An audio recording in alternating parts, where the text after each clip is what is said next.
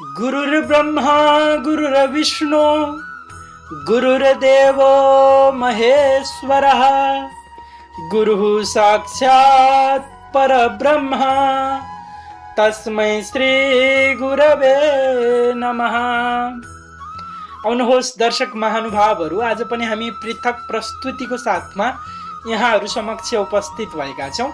आजको प्रस्तुतिमा हामी कुराकानी गर्छौँ कि सेम नाडी यानि कि एउटै नाडी भयो भने व्यक्तिमा कस्तो प्रभाव पर्छ, यानि कि विशेष गरेर नाडी दोष हामी विवाह गर्दाखेरि मिलाउने गर्छौँ।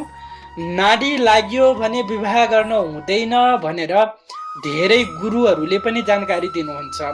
हुन त नाडी दोष ब्राह्मणलाई मात्र लाग्छ भन्ने खालको मान्यता रहेको छ, तथापि हरेक जातका व्यक्तिहरूले विवाह गर्नुभन्दा पूर्व नाडी मिलाउने खालका कुराहरू चाहिँ रहन्छ।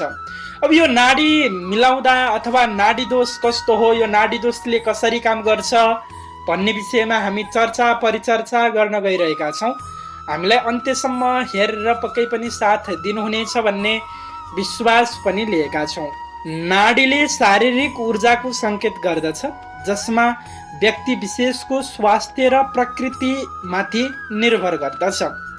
मानव जीवनको निरन्तरता सृष्टिको एउटा महत्त्वपूर्ण विषय रहिआएको छ, जसलाई जीव वैज्ञानिक चार्ल्स डार्विनले समेत सङ्घर्ष र प्राकृतिक छनौटबाट मात्र जीवनलीला अगाडि बढिरहेको विचार व्यक्त गर्दछन्।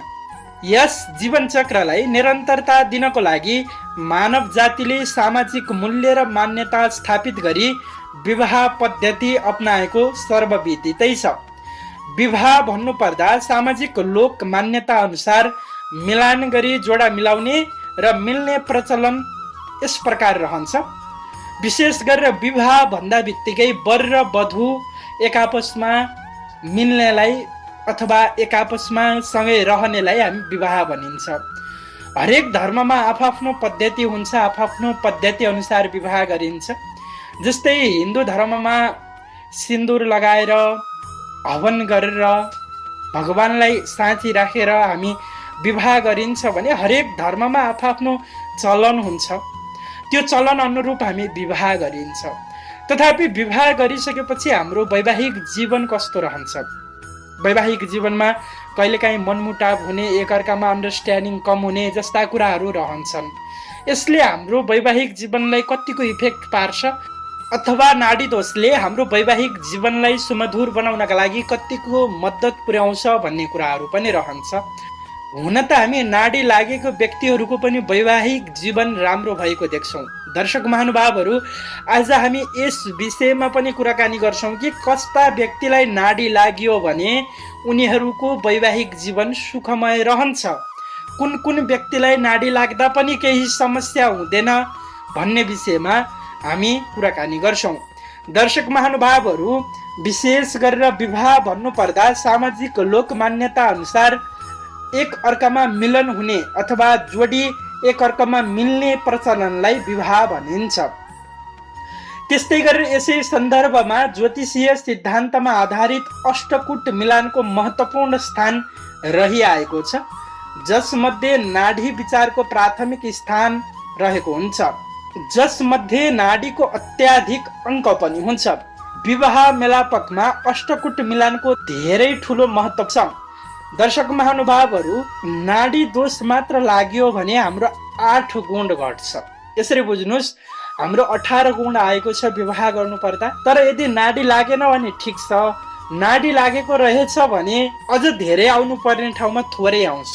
यो नाडी दोषले 8 गुण दिन्छ। तसर्थ हामी यस विषयमा कुराकानी गर्छौँ। 8वटा कुट मध्येमा कुन कुन कुट रहन्छन् त भन्ने विषयमा हामी कुरा गर्छौँ।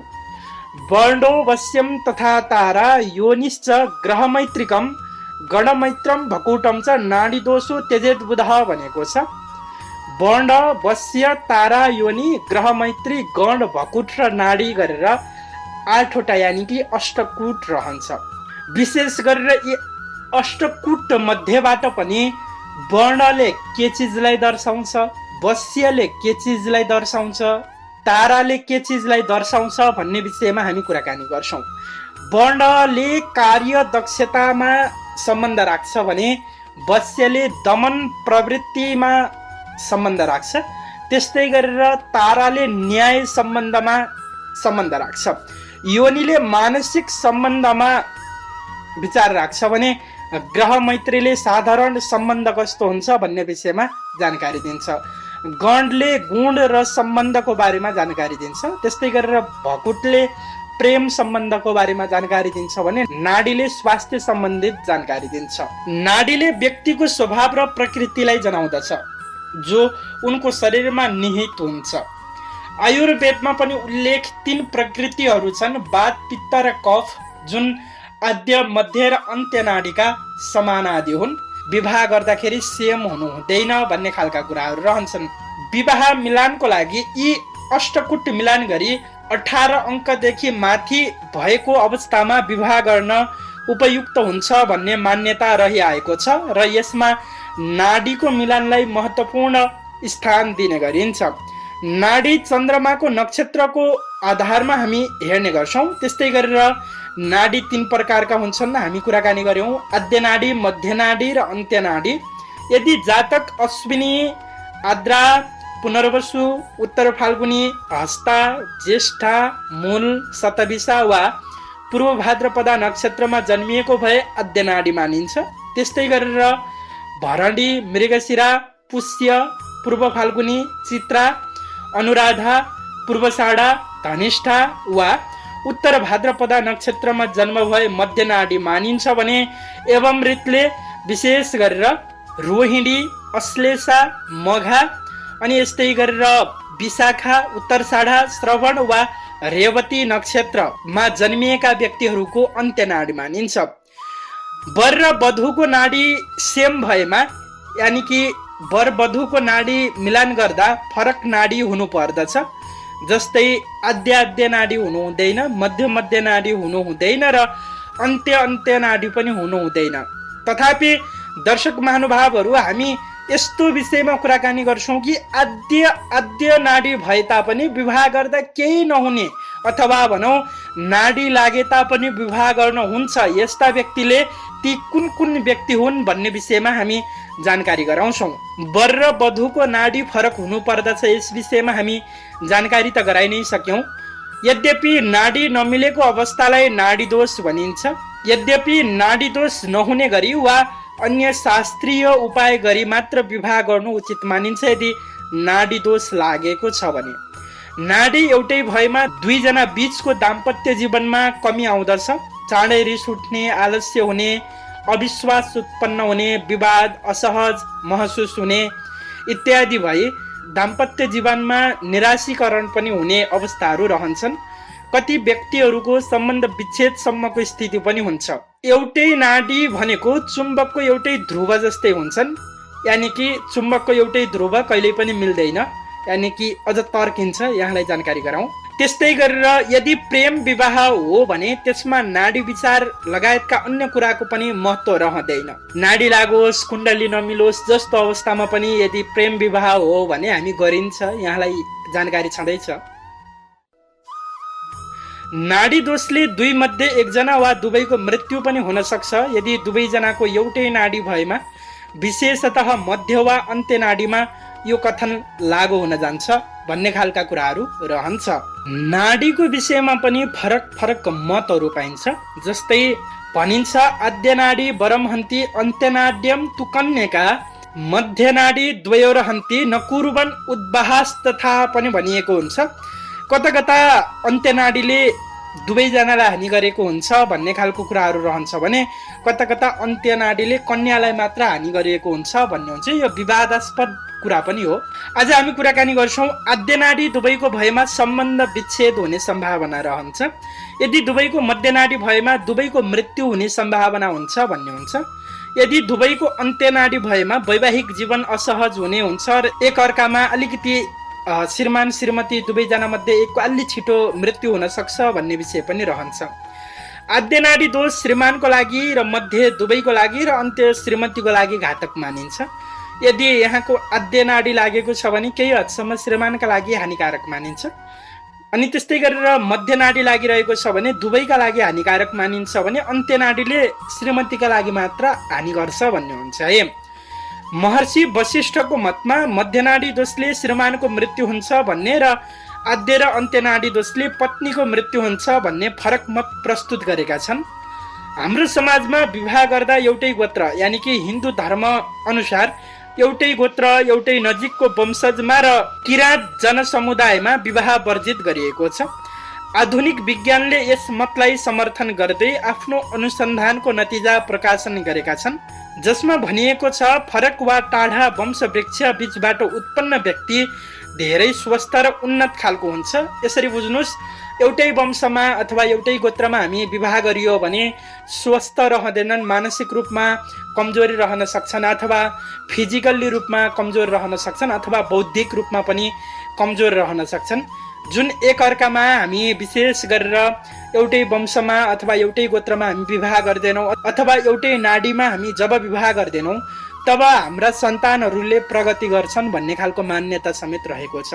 अनि अर्को कुरा जानकारी गराउँछु कि नाडी दोषले विशेष गरेर सन्तानहरूलाई पनि हानि गरेको देखिन्छ। लुडा लङ्गडा अपाङ्ग सन्तानहरू जन्मिएको पनि हामी समाजमा धेरै देखिरहेका छौँ। यद्यपि यो व्यक्तिलाई यही नै हुन्छ भनेर हामी ठम्म्याउन चाहिँ उसको चिना कुण्डली नै हेर्नुपर्छ। जस्तै कुनैको सन्तानमा हानि हुने, श्रीमानमा हानि हुने होइन, अनि त्यस्तै गरेर छिटो मृत्यु हुने जस्ता सम्भावनाहरू हुन्छन्। त्यसको लागि चाहिँ चिना कुण्डली नहेरिकन हामी यहाँहरूलाई जानकारी गराउन सक्दैनौँ। यद्यपि नाडी दोषले पनि धेरै हानि गर्छ, तसर्थ विवाह गर्दा नाडी दोष जोगाउनु होला।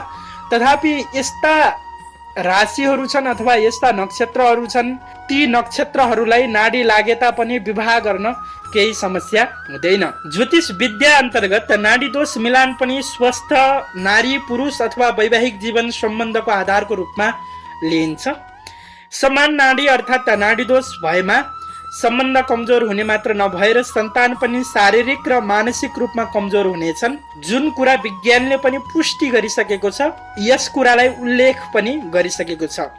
एउटै प्रकृति भन्दा फरक प्रकृति बीचको अन्तर सम्बन्धले नयाँ र धेरै सम्भावना जन्माउन सक्छ भन्ने खालको मान्यता समेत रहेको छ। त्यस्तै गरेर अनि यस्तै अवस्थामा पनि यानि कि नाडी दोष लागेको अवस्थामा पनि धेरै राम्रो हुन सक्छ भनेर मुहुर्त मार्तण्ड भन्ने शास्त्रमा उल्लेख भएको जो कुराहरू हामी यहाँहरूलाई जानकारी गराउन चाहन्छौँ। यदि वर र वधुको एउटै राशि भएमा र नक्षत्र फरक भएमा नाडी दोष लाग्दैन। यसरी बुझ्नुहोस्, यदि वर र वधुको एउटै राशि छ, जस्तै मेष राशि छ, उनीहरूको चाहिँ नक्षत्र फरक छ, जस्तै एकजनाको अश्विनी छ अर्कोको भरणी छ भने उनीहरूलाई नाडी दोष लाग्दैन।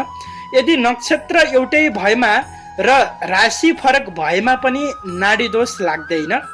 राशि र नक्षत्र समान भए पनि नक्षत्रको चरण फरक पर्न गए दोष निवारण भएको मानिन्छ। एउटै चरण भएकोलाई वर्जित मानिएको हुन्छ। जस्तै अश्विनी नक्षत्रमा कोही जातकको जन्म भएको छ, चु चे चोला उनीहरूको नक्षत्रको नाम रहन्छ। यस नक्षत्रको नाममा दुईटैको चुबाट नाम आउँछ, यिनीहरूको आद्य नाडी हुन्छ भने यिनीहरूको चाहिँ नाडी लाग्छ। जस्तै एउटै नक्षत्र अश्विनी नक्षत्रमै जन्म हुन्छ, एकजनाको चुबाट हुन्छ र अर्कोको चेबाट हुन्छ अथवा चोबाट हुन्छ अथवा लाबाट हुन्छ भने यिनीहरूलाई चाहिँ नाडी दोष लाग्दैन भन्ने खालको मान्यता पनि रहेको छ।